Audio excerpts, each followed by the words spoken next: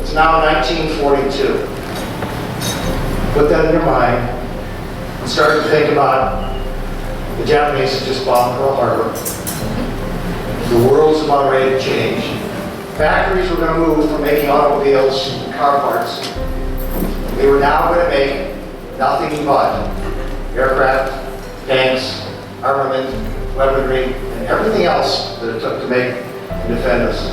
In the middle of all this, a young 25-year-old and his father said, let's start a new exciting business. That young man, of course, was our father, Jack Schron Sr., and his dad, Christy Schron.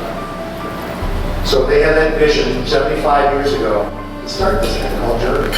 And they started in the name Glen Tool, and it later became Jergens. Things that we make only tell a micro part of the story of who we are for these 75 years.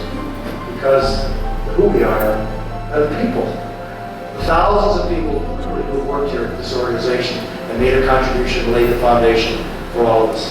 The economies of the world have gone up and down. They've gone through crazy gyrations over these last 75 years. We've suffered through at least 12 recessions.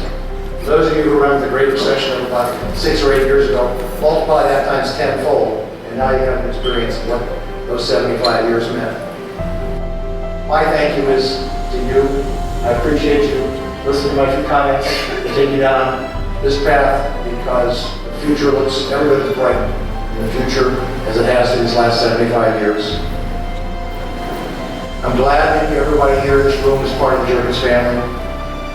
Whether you were here for your first year, your 15th year, your 25th year, or you're a retiree, this is the Jergens family and you're part of it. We need your time, your treasures, your talents, so we can continue to grow now and in the future. So thank you very much. God bless you.